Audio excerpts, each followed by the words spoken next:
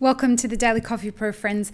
Today's episode of the podcast is brought to you by Elixir Specialty Coffee. Go to elixirspecialtycoffee.com and enter code IMAPITFORWARD to get 10% off your first purchase. Today on the Daily Coffee Pro, we are talking about a subject that is a follow-on from our Map It Forward podcast from yesterday with Merling Preza and Alison Streaker. So, what we want to talk about today is, should we buy cheap coffee? Which is something that keeps getting bantered around about stop buying cheap coffee. I keep seeing that hashtag, stop buying cheap coffee. Well, is cheap coffee what you should stop buying, or is it that you should stop underpaying for the normal price of production when it comes to coffee? And this is where I think we need to have a differentiation between the messaging that's going out there amongst the global coffee community. Now, before we deep dive into this, I want to cover a couple of things that we didn't manage to get to, or clarify a few of the things that I wanted to make sure that people got straight about who Merling is, what CLAC is, what Fairtrade is, etc., etc., etc. We talked about a lot of stuff in the episode yesterday, but we didn't cover anywhere near as much as what we wanted to. And so we'll probably have to have a part 2 or up to part 15, who knows, with Merling. But Merling is the vice president of CLAC. Now, CLAC, when translated into English, stands for the Latin American and Caribbean Network of Fair Trade Small Producers and Workers. CLAC co-owns Fairtrade International. Now, Merling is based in Nicaragua and is the general manager, and I want to say this right, she is the general manager of Proda Co-op that looks after 2,400 coffee producers, and that's in Nicaragua. Merling is considered a rock star in Latin America, and the work that she does gives her insight to clearly understand how the coffee price crisis is affecting people on the ground on these farms, and not just like how it's affecting their actual coffee production and their farms, but the real life flow-on effects from that to families and communities in Latin America. And the work that she and her organizations are doing are very important, and she's like the mother of these people, like this industry in Latin America. And without her, God only knows what state it would all be in. And she's up against it, folks. And we spoke very frankly in the podcast yesterday. Now, a lot of the time we hear people talk about, what the fuck does Fairtrade do anyway? Fairtrade was created at a time, let me see if I can find in my notes when Fairtrade was created. I think it was 1989. Perhaps. Anyway, so Fairtrade was created because it was supposed to protect coffee producers from the absolutely blistering effects of what the C market had in a crash in the 80s. And so as a consequence of that, you have the Fair Trade organization start. It's got a minimum price. The minimum price that is held to right now is $1.40 per pound. And if you're a producer that is in the Fair Trade, part of the Fair Trade organization, you have a bunch of standards that you have to live up to and prove in order to get Fair Trade certification.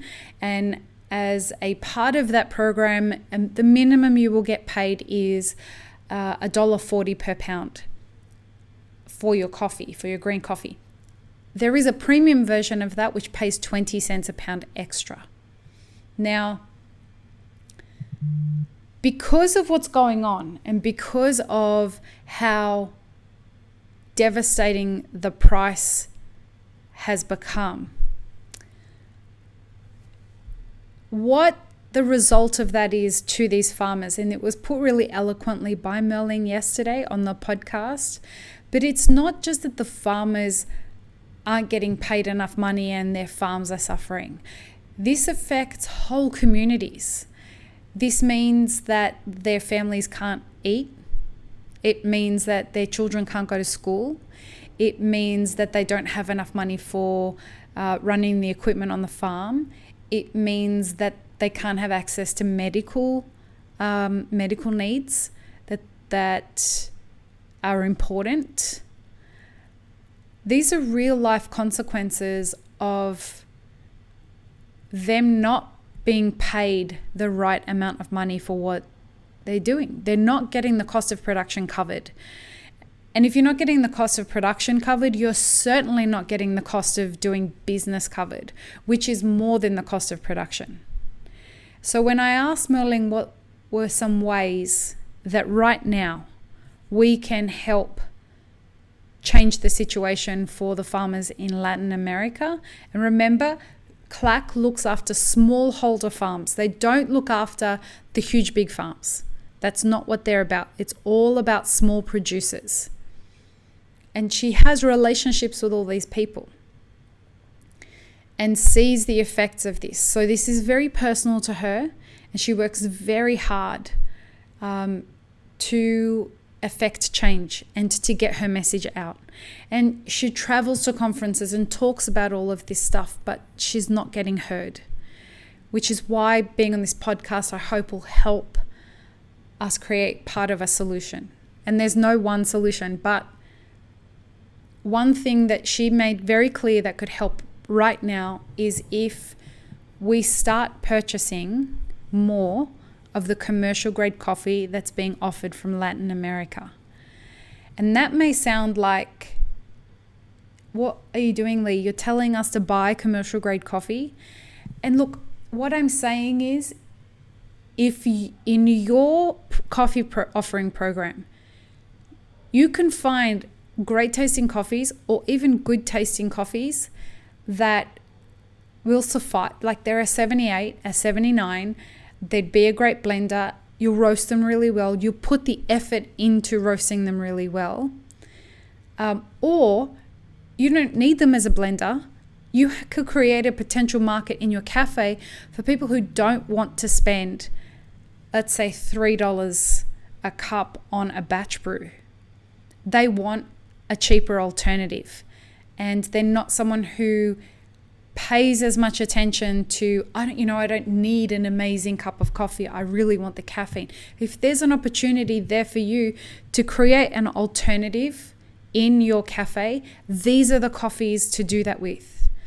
And so it's an opportunity for you to try to expand your coffee program and help out these farmers at the same time. They need to sell more coffee.